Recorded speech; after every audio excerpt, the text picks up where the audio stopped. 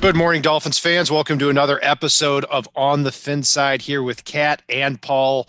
Follow us on Facebook, Twitter, Spreaker, iTunes, YouTube, iHeartRadio, and on Spotify. I'm Brian Cat NFL on Twitter. Paul is fanatic_pick. The Dolphins travel to Arizona this weekend at 3:25 Central, 4:25 Eastern to play the Arizona Cardinals. Two teams that have not lost a game since October 4th, a full month since either team has lost. Cardinals are coming off a bye. Both teams are coming off three consecutive victories. So we're really talking about two of the hotter teams here in the NFL. And when we look at this matchup, the Cardinals are favored by 4.5 points, which to me is a big compliment to the Dolphins, given that this game is played at Arizona and the Cardinals are 5-2. Paul, looking at it though, I mean, you take a look at the Cardinals coming off the bye week, even though they had a bye week, the injuries they have. I mean, Kenyon Drake isn't going to play at running back. On defense, you've got Chandler Jones, who has 61 sacks in the last 5 years on injured reserve. Zach Allen on injured reserve, their defensive end. At cornerback, their second and third corners, Dre Kirkpatrick and Byron Murphy, are going to be out. Murphy has the COVID. I'm not sure if he has it or if he's being put on as a precaution. And also Devon Kennard, their outside linebacker. So lots of injuries here for the Cardinals that the Dolphins need to take advantage of. There really are, and especially at that corner position. I mean, it's Kenyon Drake's out, but Edmonds has been really good when he's gotten his chance. But that corner position could be very critical because if Miami can go over the top a couple of times, the Cardinals are going to be susceptible to that crossing route. I'm worried about our running game, whatever, just because of the injuries we've got, and we don't have the best depth overall. But if they can start terrorizing the corners and force Buda Baker to really help out over on that side, it's going to open up everything for this offense. Yeah, looking at the Cardinals at defensive back, and that's really where the major matchup is. Patrick Peterson not having the greatest year either. I mean, if you go by PFF, his grade is pretty poor overall in the year. And this is a player who is entering his 10th year. He's not a liability by any means, but not the 7-time Pro Bowler on the field here this year. Buda Baker, however, has been phenomenal for them at safety. He's all over the field, even though he's undersized. I mean, you can make a good argument that this is the best safety in the game right now. So, but if you get past those guys, I mean, you're talking about like cornerbacks like Devontae Busby, Kevin Peterson, and those. This will be a very big redemption type game here for Preston Williams. I kind of feel like we're saying that every week, even if it's going unsaid. It's there's something going on. He doesn't seem like he's back to his usual self yet, and we've got Antonio Callaway coming in, which is where if Preston can get his hands back, having Callaway and Jakeem running crossers all day will terrorize them, and then you're going to leave the middle of that field open for Gesicki to run up the seam. That's what Miami needs to do here. They need to open the playbook with Tua a little bit. I don't see us getting out to this ridiculous lead early in the first half that we did last week. And really, the Cardinals, other than the Seahawks last week in a tight one, have not beaten really anybody. Week 1, they played against the 49ers. They beat them after basically the entire 49ers roster went down in the first half of that game. And then they've played a whole lot of nobody. They got beat by, I think, the Lions. They lost to the Lions and the Panthers. And Right. yeah, you're right. Their wins have come against the 49ers, the Redskins, the Jets, the Cowboys. And however, they had a very, very impressive win on Sunday Night Football in that legendary game where DK Metcalf tracked down Buda Baker to bring him to 5-2. Yeah, but I mean, you look at it, and overall, outside of that one game, they've whooped up on, everybody but the Texans in the top 5 of the NFL draft. It's and so yeah, their rushing totals are high right now. They're third in the NFL in rushing, but they've had a lead against some weak ass teams, and they're not at full strength this week. They're a lot more beatable than people give them credit for if you can contain Kyler Murray's legs and shut down DeAndre Hopkins. That's what it boils down to.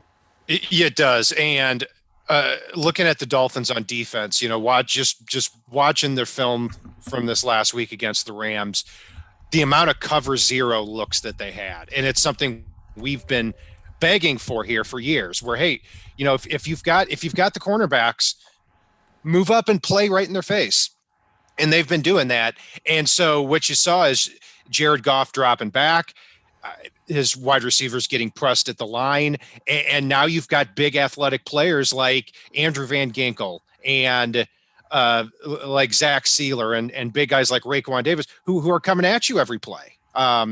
So it'll be interesting to see if the Dolphins employ that same strategy, because Kyler Murray, if the season, if we look at his projections for the year based on what his numbers are, he would have over 4,200 passing yards, 998 rushing yards, and 46 touchdowns. This guy is having an MVP caliber season. And when you match up with him, you may be able to throw that cover zero look at him, blitz the heck out of him to try to kind of trap him inside that pocket. But if that doesn't work and he gets out, it's a big gain. Yeah, Miami really, really, in their cover zero look this week, needs to ensure that they contain. And the good part I like about with this cover zero against an athletic quarterback like Kyler Murray is you look at those plays where you had Raekwon Davis or Christian Wilkins dropping into like a short little hook zone there to screw up crossing routes and little dump passes. That's going to help spy Kyler Murray. So that's going to help eliminate that rush up the middle that Miami's been susceptible for years. And not knowing where the pressure's coming from, so long as you can keep containment, I think it'll help limit some of Kyler Murray's game and force him to beat you with his arm. Now he's got some good receivers, don't get me wrong, but if you can limit DeAndre Hopkins and play physical with him and jam him off his route and screw up his timing, no one else has more than just barely over 200 yards on that team through 7 games, where DeAndre Hopkins has, I think, 704. I mean, Yeah. he is above and beyond your ultimate receiving threat on that team. You bet. That's a great observation. DeAndre Hopkins, 704 receiving yards in the year. Nobody else has more than 280. Christian Kirk is number 2, and he is coming on a little bit. But, it'll be fascinating, too, to see defensively is, again, with DeAndre Hopkins, if they're going to take an Xavier Howard and shadow him, or if they're going to just say, hey, we've got 2 lockdown cornerbacks on both sides of the field with Xavier Howard and Byron Jones, and wherever you line up, you're going to have a Pro Bowler on you.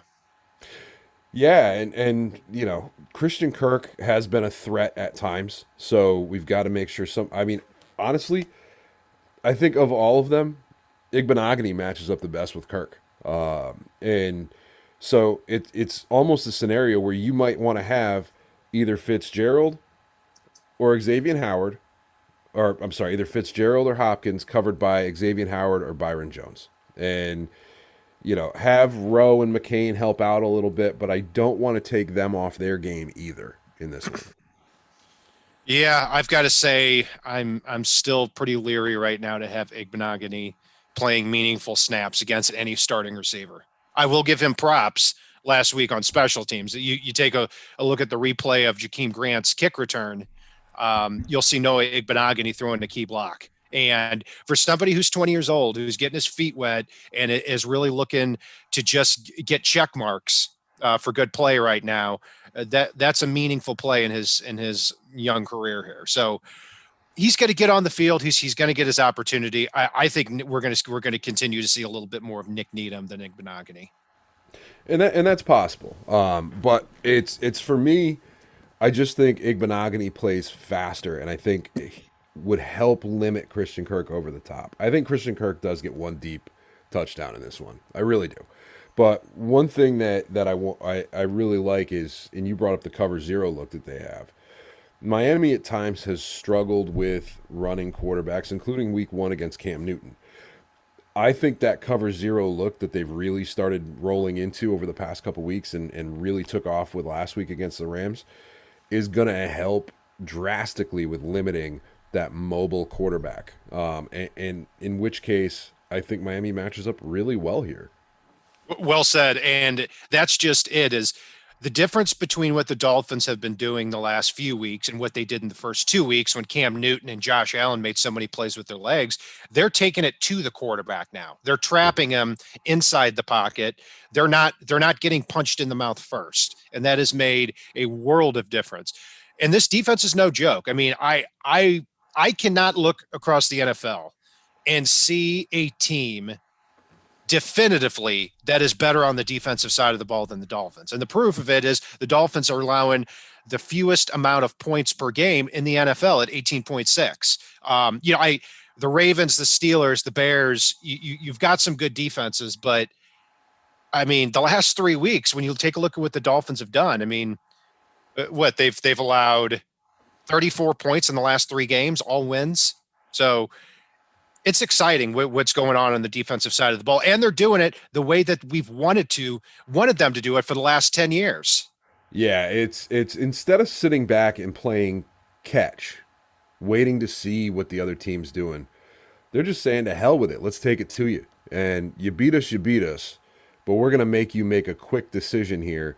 And you're going to make some mistakes when you do that. And that's evidenced by when they were in ultra aggressive mode in the first half last week, they forced the Rams into 4 turnovers. And the more aggressive they play, the more turnovers they're going to force. And a lot of that, too, has to do with the fact that the secondary is playing lights out. And you've got somebody that can get to the quarterback now in guys like Van Ginkel and Agba. So it's really, really exciting, and it gives you a chance, especially against a young quarterback like Murray. If you can contain his legs and make him make quick snap throws, I trust our secondary to stay with their guy for 2-3 seconds on almost every play. And you're going to force Murray to make some mistakes and show that he's the young quarterback he is if you follow that blueprint. And what I like about what the Dolphins are doing on defense too is how much they move around before the snap, but they're not confused. I mean, in these games with Kevin Coyle and Vance Joseph, just before the snap, you have people just looking around what's going on. Now they're moving around decisively, and they're able to really bring it to the quarterback. Speaking of which, Paul, it'll probably be music to your ears.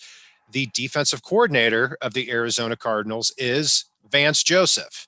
So you're talking about cornerbacks playing too far off the football.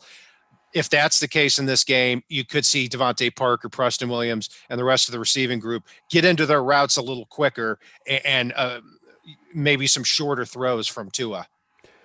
You know, I have to wonder if that's part of what's affecting Patrick Peterson, because one of the things that we saw with the Dolphins when their corners were too far off the ball, including Xavier Howard, was they started getting killed in that short passing game like you just alluded to. But then they were also getting roasted over the top, because once they started getting killed in that short passing game, they were running up trying to defend it.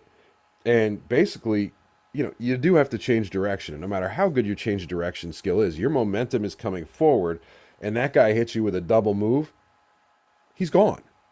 There's no recovering from that. Like, I don't care if you're the fastest corner in the NFL, like, you are going to get roasted on that play. Yeah, that's well said. And Patrick Peterson, for as great of a player as he's been, he's a big physical cornerback, and change of direction is good for the size he has, but it's not as great as strength. So I could see that being a reason for that. Looking at the Dolphins on the offensive side of the ball, they're going to be without Isaiah Ford this week. Obviously, he was traded to the Patriots. A little bit of a surprising move for a 7th-round pick in 2022. The Dolphins also sent a 7th-round pick, a 6th-round pick to the Chiefs for a 7th-round pick and running back Dwayne Washington, the former running back of the Raiders and former 5th-round pick out of Texas Tech. So we weren't really expecting any trades on the Dolphins end. We were expecting more around the NFL, less from the Dolphins. What was your opinion of those trades here this past week? The DeAndre Washington one I liked. We've been saying that they need to supplement a little bit at the running back position, especially now that Gaskin and Breda are both down. If they hadn't made that trade, it'd be crickets. I do want to see a little bit of Salvin Ahmed though. I do think DeAndre Washington could be very complimentary. He was very explosive 2 years ago for the Raiders, and he signed with the Chiefs. People expected him to do well, and then they drafted Clyde Edwards-Helaire, and he just got lost in a numbers game, I think. So he could be interesting. I was bummed about the Ford trade. He's a guy I liked out of Virginia Tech when Miami drafted him. Everybody thought I was crazy. He went down early, but he's just a good, solid receiver. Fitzpatrick came out and talked about the fact that Ford was like a second coach on the field, and that's a hell of a compliment for a young player like that. That's situational, and that he was one of the most reliable guys on third down, which there's a role for. But you've got Callaway, you've got Bowden before COVID, you've got Malcolm Perry you're trying to get on the field, and you've got just this glut at wide receiver, which is something we talked about in the preseason. So really, you take what you can get at that point. It sucks giving the Pats a reliable receiver right now, given their issues. But you know what? The Pats get a couple of wins. They're nowhere in the conversation for Sunshine or Fields or any of those top quarterbacks. So Isaiah Ford may help the Patriots stay worse by getting better. Yeah, that's one way to look at it. I don't have a problem with trading Ford. Uh, I was a little irked that you traded him inside the division of the Patriots, a team that you've got to play a little bit later in the year. I don't think it'll matter. I mean, look, you got Byron Jones going up against Isaiah Ford in December. I think I know who's going to win that matchup. But you know, I would have preferred to trade him somewhere other than the Patriots because I do think he's a good player. Um, I also think it opens up a lot of interesting possibilities. Like you said, Antonio Callaway, currently on the practice squad, could get promoted here for this game. Austin Jackson could also get promoted. Both of them could be actually here if Jackson's ready to go. I think it's pretty unlikely both do, but it's possible one or the other do. At running back, yeah, Dwayne Washington. I've read about him and I've seen about him. I haven't broken him down at length here over the last couple of years, but I have read up a lot on him and I have seen him play. And I remember what kind of player he was at Texas Tech. He's got a good combination of size and speed. He's 215 pounds, ran a 4.49 coming out of Texas Tech. He's also a good pass protector, and that's big to get on the field quickly here with the Miami Dolphins. But this week, it looks like we're going to see Jordan Howard and his 0.08 yards per carry starting in the backfield. I don't know how those touches are going to get divvied out, though. I I will say if Jordan Howard ends up inactive this week, Miami just needs to cut him and figure out something else with that roster spot. If he can't crack the lineup this week, I'm done. And that's sad because I was excited when they signed Howard. I thought if he can recover, he'd be good. I want somebody bigger running that ball a little bit once in a while. And he's just been disappointment after disappointment after drive killing disappointment thus far. And yeah, that is so disappointing to me what he's turned into. I'd rather have Salvin Ahmed out there at this point and see what we've got. I'd rather get DeAndre Washington on the field. I'd rather Malcolm Perry line up at running back at this point than Jordan Howard. Yeah, and DeAndre Washington too won't play this week. That's right. Because of there has to be a week for COVID. But yeah, I understand what you're saying. So yeah, you're going to be without Myles Gaskin. You're going to be without Matt Breida. You're not going to have DeAndre Washington. So that'll be fascinating to see here.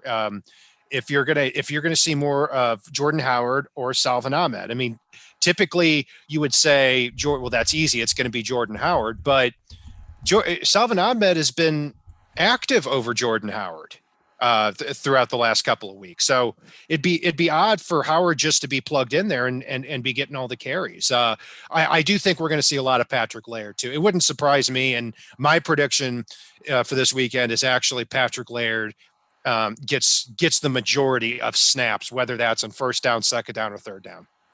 For me, I'm thinking it's going to start out as a timeshare between Laird and Ahmed, and I think whoever gets hot is who they're going to roll with as the game wears on.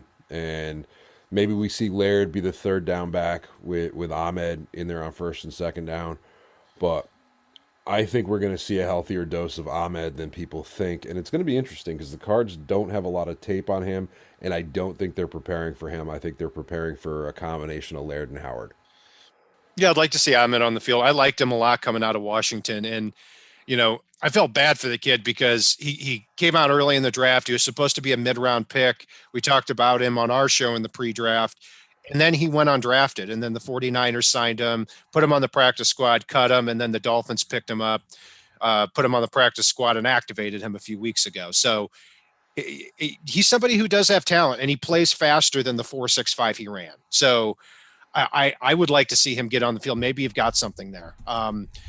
But Paul, staying with the offensive side of the ball, obviously Tua is dominating the headlines. And people have asked me, what did you think about how Tua played? It's like, I don't know. I mean, he went 12 for 23 for 96 yards. Dolphins were up 28-7, and Tua had 34 yards passing. He didn't need to throw the ball. That's what happens when in the second quarter you have a punt return for touchdown, a defensive touchdown, and then a defensive turnover that is returned to the 1 yard line, which is basically another touchdown. So, but fascinating this week, and I can't remember who asked it or suggested it, and you may be able to fill that in. Brian Flores was asked if this was really a 10-game audition for Tua, the 5th overall pick in the draft this past year. What did you make of that exchange?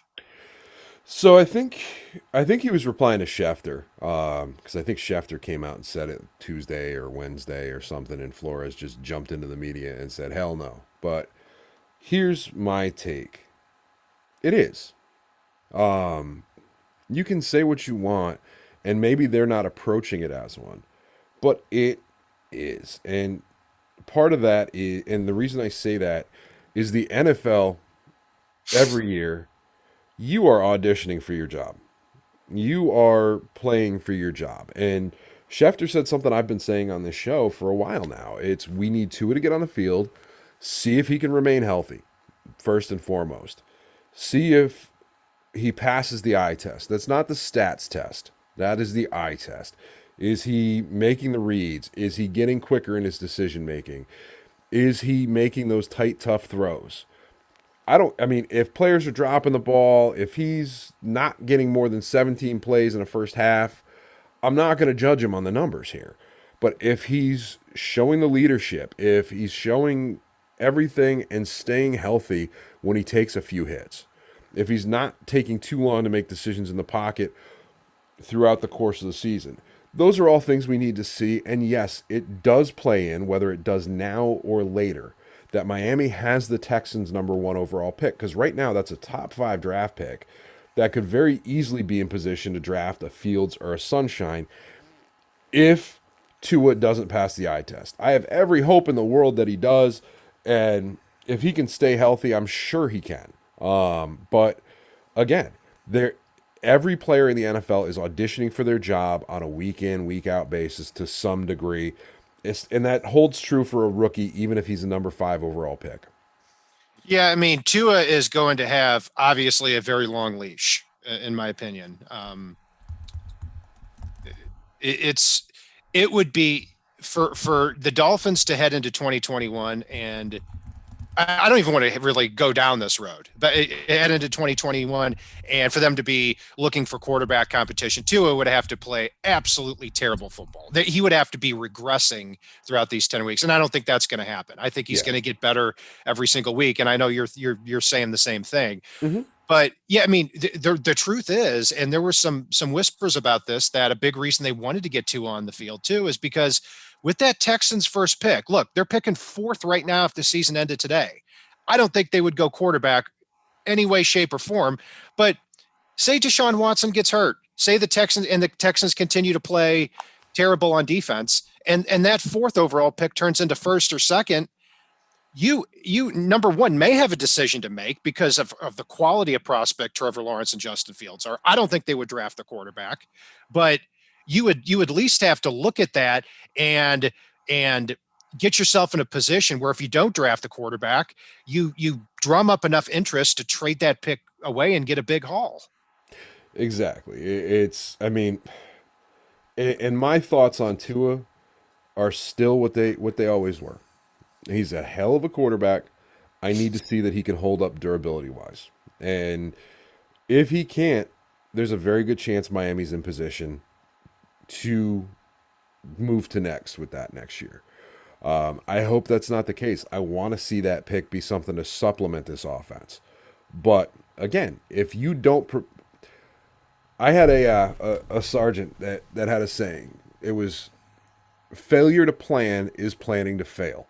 And if you are not planning for all scenarios and situations, which I don't care what he says in the media, you know damn well Flores is very good at planning for all situations. It's been one of his strengths thus far as a head coach early on.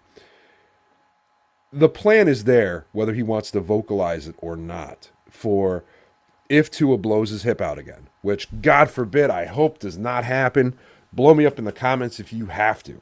But it is a very realistic scenario. It's been a history with Tua of injuries. I hope to God it does not happen. I do think he could be something special in this league. But again, he's got to be able. You could have all the Ferraris you want if you can't keep a tire from blowing out. You know, and that's the thing. Well, I'm confident in the hip. I'd be lying if I said I were confident in his overall ability to stay healthy. He hasn't shown that, and that's what he needs to show.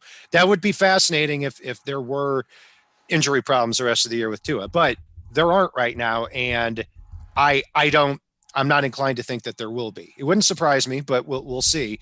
I don't see any way the Dolphins look at quarterback unless they end up with the first or second pick in the draft, and they look at two players in Lawrence and Fields who are like, look, we have no choice. We've got to double down at this position. I don't see that happening overall, but we're getting a little bit off track on that. Is the point is you've got to know what you have with Tua this year.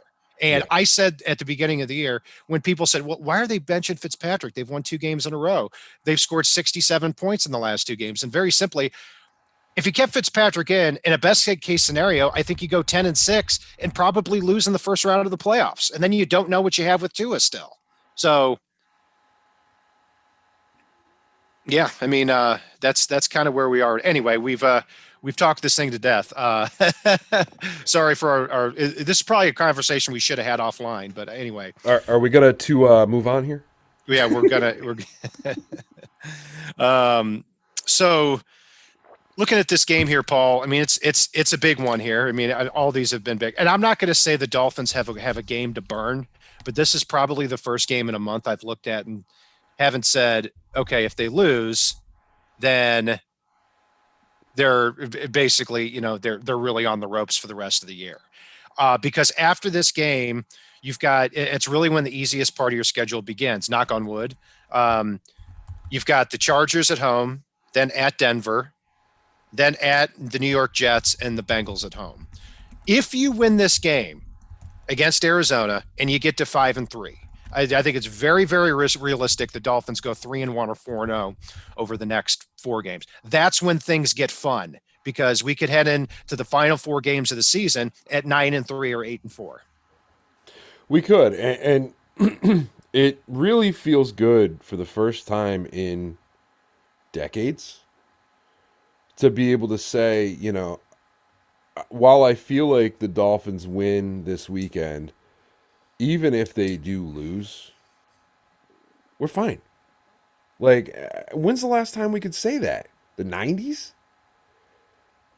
I wouldn't say fine, but I know what you're saying. Yeah, that it's a game where, I mean, hey, if the season ended today, the Dolphins are the 9th seed in the AFC right now at 4-3.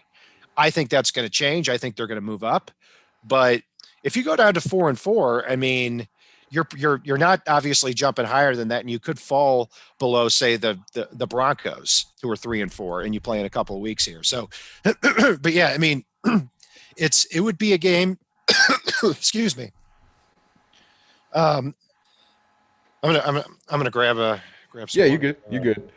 Um, no, I feel you on what you're saying there. It's if Miami were to lose this one, um, it's a it's a situation that they can recover from, and they're set up still to be able to make that run at the playoffs. They've got a week schedule overall coming up after this game. Couple of challenging games. The Chargers game looks interesting. The Chiefs game, that's obviously going to be a tough one, but the Chiefs are not this unbeatable juggernaut that they've been in the past. Yeah, I mean, the Chiefs game is one I look at and say, okay, that's probably going to be a loss. Yeah. But when again, the Dolphins have played over two of the last 3 weeks. They played the 49ers when they were healthier than they were the other night. It still had a lot of injuries. And the Rams, who a team that was 4-2 that everybody had us losing to, and they blew both out of the water. I mean, the Dolphins can compete with anyone. That's the Yeah. difference between now and previous years. But even even if you lose this game and you go 4-4, then you go 3-1 in your next four, you're 7-5 heading into the last four games. Two of which are tough against the Chiefs and at Buffalo. But even if you go 2-2, you're 9-7. Maybe you still sneak into the end of that. I'd say 9-7 would probably be a pretty big disappointment at this point. But that's why this game's important, though, too. I mean, you can get to 5-3. Now you can really start talking about the playoffs and possibly overtaking the Bills for the division. So, Kat, I'm going to ask you a quick question because it's been bantering about in our chat for a while now. Are there, and I know this is some draft talk and it's not really pertaining to the Cardinals game, are there any running backs that you are drooling over in the upcoming draft? Um, there are there are two that I would love to take after the first round. Travis Etienne and Najee Harris. And Najee Harris is 6'2", 230. He reminds me a lot of Edgerrin James when from 20 years ago. He's got that big frame. He's versatile. He blocks well, and he played with Tua at Alabama. I you know, maybe even late first for either of those guys. And Travis Etienne, just a special ability to go from standing still to a 4-3 player 5 steps later. So I'd be excited for both. I know you like Chuba Hubbard. I'm not quite there on him yet. He's been very productive. But right now, I'd have to say I wouldn't take him in the first 2 rounds. I would look at him really at the top of the third, potentially, for Hubbard. Very big fan of his. I mean, I was a fan of his if he was coming out last year. Um, Outside of that, I mean, there's been a couple of guys that have flashed, but I want a big bruising back with a little bit of speed. That's something that you and I both know I've been drooling over on this show for God so long. When it looked like Derrick Henry was going to be a free agent, my thought was give him everything. Give him anything he wants. Like it's but again, it's there are some guys I think that'll shake out as we move along here. Yeah, and we'll get into the running backs later. I appreciate the question though, and I'm very big on I want to draft a rookie, and I like uh, less tread on the tires because we live in the NFL today. You know, at running back, you've got to use a guy for 4 or 5 years, put a lot on his plate, and then you've really got to be careful if you want to give him a second contract. I mean, Derrick Henry was worth it. If he hit the free agency, I would have been probably not as far along as you were if I give him everything, but I would have been very interested. But yeah, I hope they go the running back route, and I think they will with 4 picks in the first 2 rounds. Because I do think they would have taken J.K. Dobbins if he had fallen one more spot. They took Raekwon Davis instead. So we'll see as we go along there. Paul, the Cardinal game. What is your bold prediction for this game, as well as your score prediction? Bold prediction. I think I think Callaway ends up with an 80-yard touchdown, and I think Miami gets at least 2 picks for the second game in a row. Okay. I'm gonna say Shaq Lawson gets 2 sacks on DJ Humphries. I think he had a really good game last week. A very important play when the Dolphins were up 21-7, forces the fumble on Goff, and Van Noy returns it to the one. It's 28-7, really puts the nail in the coffin at the end of the second quarter. I think he's coming along. I think he and Agba are turning into a heck of a tandem there on both sides of the ball. As far as my score prediction here, man, I've really gone back and forth about this one. Kyler Murray is going to be tested this week, no doubt about it. It's going to be one of the better matchups here of Week 9, where you've got Kyler Murray against the Dolphins defense that is really turning into a top 5 unit in the league. I'm going to go 23-20 Arizona with a last second field goal here by Zane Gonzalez. Interesting. I am going to go a different route. I'm going to stick pretty close to my prediction last week, and I'm going to go 27-14 Miami. I think the 2 touchdowns come from DeAndre Hopkins and Christian Kirk in this one. But I think overall Miami's defense holds, and I think Tua gets a little bit more chance this week to open it up. What momentum it would be if Tua were 2-0 as starting quarterback and the Dolphins defense contained Kyler Murray. We're starting to see Miami somewhere between 10 and 15 in a lot of these power rankings. They go to 5-3 here. They're going to be in the top 10 in a lot of these national power rankings here. So it could be a very exciting season real quick. It already is an exciting season. And that will do it for our breakdown of the Dolphins Cardinals matchup here, taking place at 3:25 Central, 4:25 Eastern this Sunday. Be sure to tune in to that, and also tune in at night. We'll be here right about 9:30 Central, give or take a few minutes. Be sure to join us on that too. You can find us on Facebook, Twitter, Spreaker, iTunes, YouTube, iHeartRadio, and Spotify. I'm Brian Cat NFL. Paul is fanatic_pick on Twitter. And if it's not on the right side and it's not on the left side, it is on the FinSide.